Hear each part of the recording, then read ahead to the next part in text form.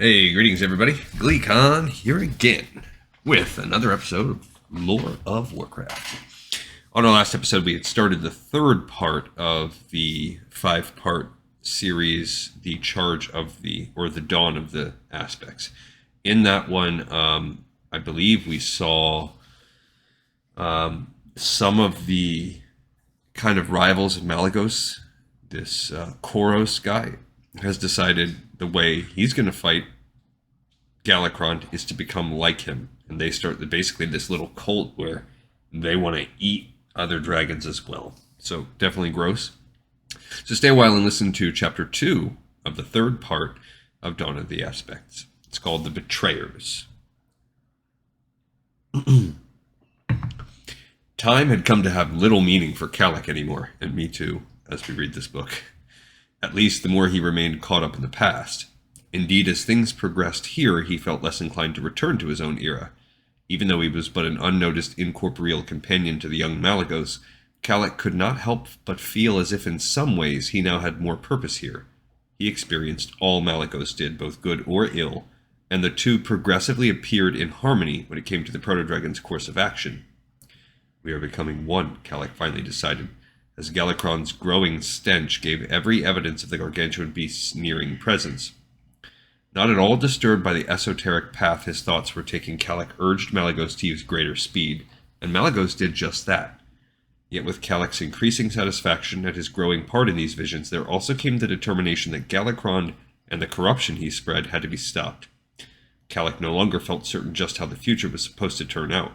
It was possible that the Azeroth he knew was only a delusion of his own mind. Yeah, he's going crazy. Which I think is ironic, or I guess not ironic, but coincidental, that both Malygos and now Kalikos are in a scenario that's causing them to lose their grips on sanity. Galakrond must be stopped, Kalik kept insisting to himself, that mission more real to him at the moment than his own life. Galakrond and Koros. Malygos suddenly dived for the ground. At the same time, through his eyes, Kalik caught a glimpse of Koros and the others rising higher into the sky just ahead. Kalik could only assume that the band had paused for some reason before continuing on. And even though Malygos reacted quickly, the female with Koros turned her head back as if sensing something. Belatedly, both Kalik and his host realized that she looked for the missing member of their party. Unfortunately, instead, she had discovered their lone pursuer.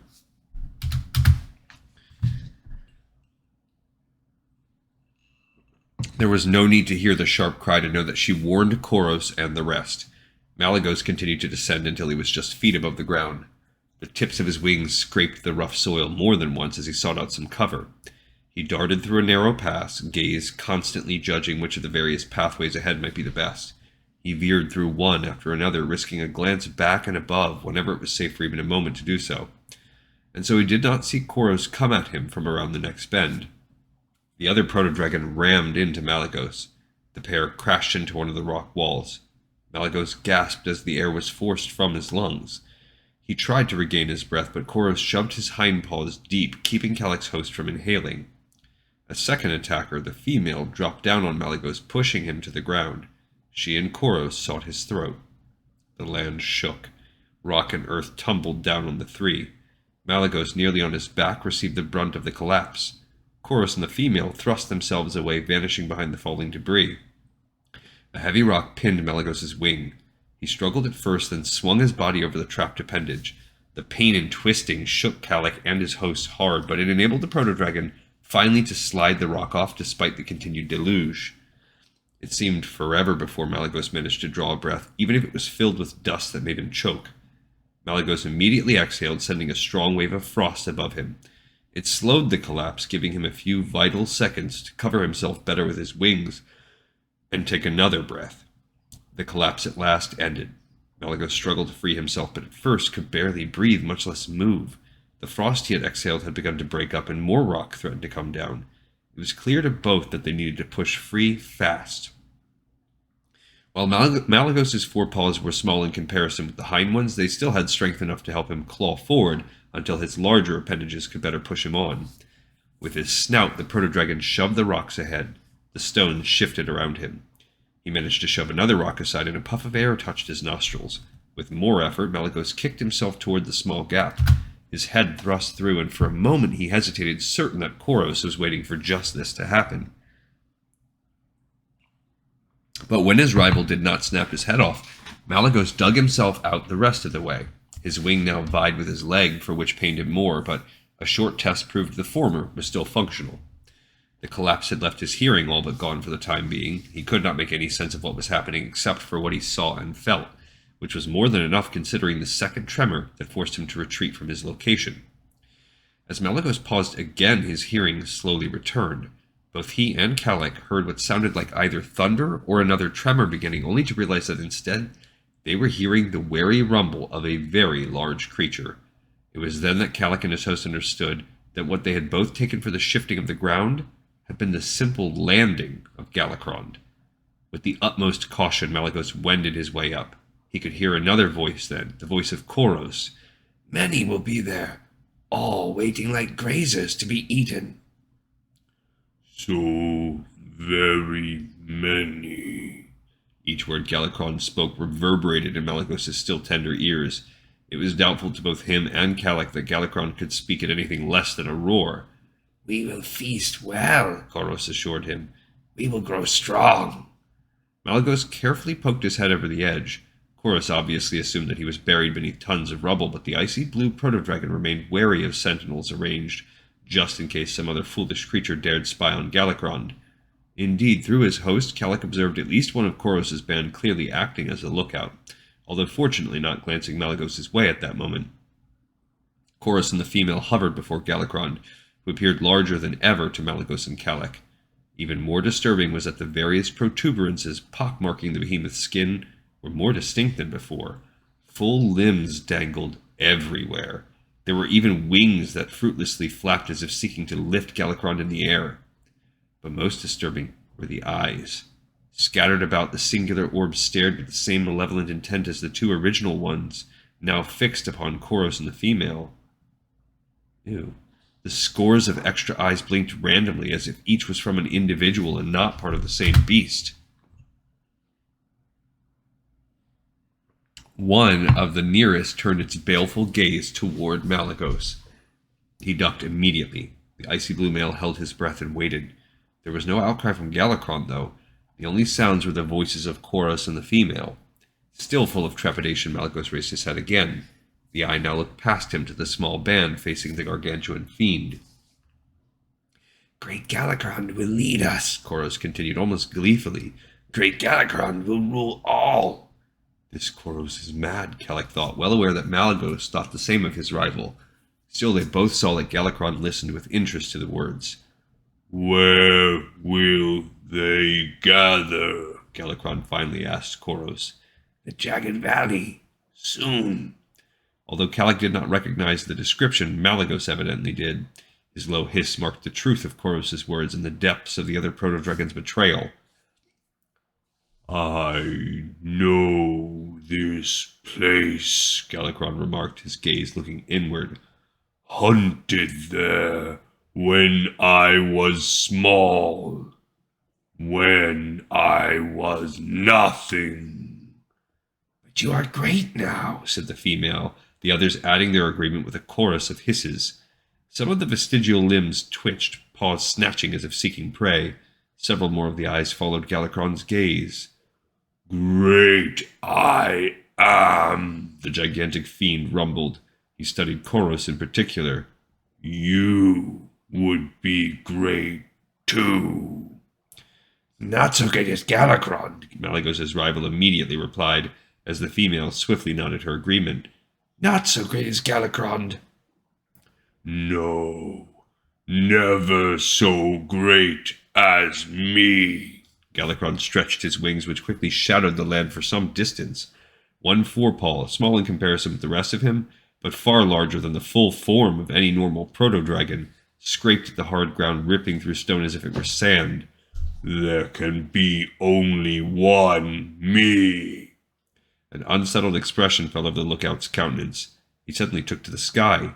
Malygos and Kalik both believed that they had been discovered, but instead the lookout continued higher and higher as fast as he could. There was no doubt now that he was abandoning the others. The fleeing proto-dragon raced off, vanishing into the distance. And at the same time, Galakron roared and rose into the air just above Koros and the rest of his band. Koros and the female leapt back as the darkness that Galakron's vast shape created now enshrouded them. The remaining 2 members of Koros' band sought escape, but in doing so, only drew Galakron's attention to them. Despite the speed with which they flew, it was easy for the behemoth to catch up to them. The smaller proto-dragons separated, but even that was not good enough. As Galakron banked toward one, he brought his wing around. The massive appendage swept up the second of Koros' followers. Koros and the female took flight, heading over where Malygos hid. In their haste, they did not notice Malygos, who remained flattened against the shielding ground. Shrieks filled the air. Malygos dared to peer over. The proto-dragon, caught up in Galakron's wing, had now been tossed up before him. With an eager roar, Galakron swallowed his victim. The monstrous proto-dragon's remaining prey used his comrade's doom to try to slip past the Leviathan. He darted to the left side of Galakron's head and continued to the shoulder. One of the extra limbs seized the fleeing proto-dragon's wing. The male let out a frightened squawk as the paw held him. Galakron shook, letting the paw toss its victim forward. The shrieking male vanished down Galakron's gullet. Barely had the monster finished when he veered toward Malygos. Kalak felt the urge to seek escape fill his host, but somehow Malygos kept his position. The wisdom of that decision revealed itself a moment later as Galakron soared over and past him. The ease with which the gigantic proto-dragon had taken his other prey meant that neither Koros nor the female had gotten very far. Kalak and his host could still make out both tinier proto-dragons desperately trying to keep the gap between Galakron and them from closing. However, a few flaps of Galakron's wings brought him right behind the pair. Without warning, Koros rammed the female in the side. She lost control, her speed faltering in the process. He's sacrificing her for his own hide, Kalak realized. Both he and Malygos stunned at the betrayal. The female righted herself just in time to see Galakron almost upon her. In desperation, she exhaled. However, what worked well against a foe the size of Malygos only futilely draped one of the behemoth's huge yellow fangs. Galakron swallowed her without even slowing in his pursuit of Koros. Malygos' rival strained to keep ahead, but even his treachery with his own family could not keep him from Galakron's endless hunger. The mighty jaws opened wider. In what seemed like madness to the onlookers, Koros abruptly turned directly toward the gaping maw. But before the jaws could shut, Koros darted up and attacked the underside of Galakron's mouth. Claws tore at the softer, unprotected flesh. Galakron reared back. Neither Malygos nor Kalak believed that Koros had actually hurt Galakron, but the attack had certainly caught him by surprise. Koros used that surprise to begin his flight anew. With a swiftness that even Malygos could not have matched, the blue-green dived toward the ground where he maintained his tremendous velocity despite having to navigate one change in terrain after another. Galakron pursued. Malygos finally rose from his hiding place, which gave him one last glimpse of hunter and prey. And in that moment, he and Kalak both saw that despite Koros' cunning, Malygos' rival could not escape. Keeping low briefly kept Galakron from easily snapping him up, but a rise in the land finally forced the speeding Koros to overestimate his path. Momentum sent him high above the security of the ground, and the Leviathan swallowed him whole. The abruptness with which Malygos' rival perished did not in the least disturb Kalak's hosts. Both had seen that all that mattered to Koros in the end was his own existence, not even that of those closest to him.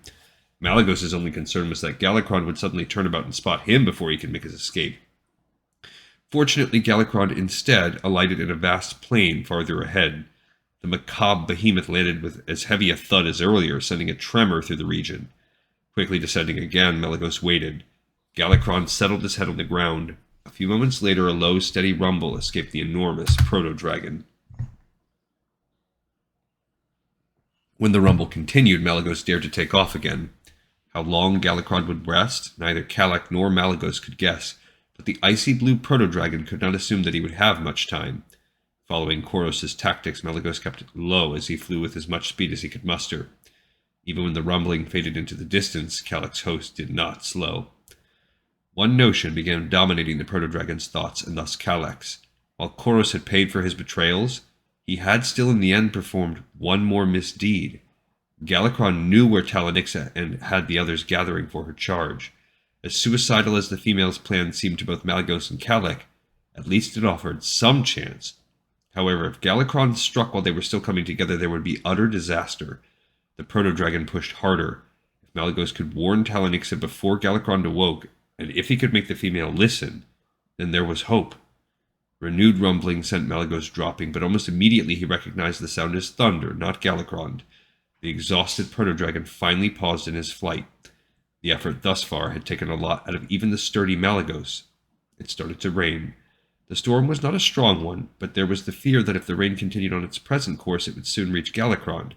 If it woke him, he might decide to fly in Malygos' direction. Calic's world turned upside down. The vertigo struck him as if he were experiencing it for the first time. To his surprise, the blue dragon found himself struggling to remain with his host. He could identify with this battle for survival more than with the growing number of questions that represented his existence in the present. And yet, as ever, Calic had no choice. Malygos in the past vanished, and Calic awoke on his back, and in half-elven form, somewhere in the Nexus. There was no immediate hint to how much time, if any, had passed. It was dark, and that also disturbed Calic, since there should have been some illumination. Rising from the floor, he summoned a sphere of light. He bared his teeth in frustration as he discovered that his surroundings were not where he had last been standing, but rather a chamber deeper in the Nexus. He looked around, seeing nothing but emptiness. Even the artifact was nowhere to be seen. Not that the fact encouraged him at all. By this point, he knew that it mattered not where the physical form of the relic sat. Its power could reach him anywhere. Calic spun around. For a moment, for just the briefest of moments, he thought that someone had been standing behind him, someone wearing a voluminous cloak and hood. But a short search of the passage in that direction revealed nothing. Still, Calic found himself drawn that way and continued on. As he moved, the former aspect wished that somehow he could just return to the young Malygos. Better the sanity that the madness of the past brought him than the madness his own era offered.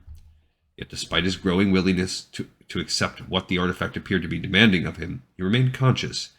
His disappointment was magnified by the fact that he was nearing his original location without having discovered any reason for the feeling that he had again been watched.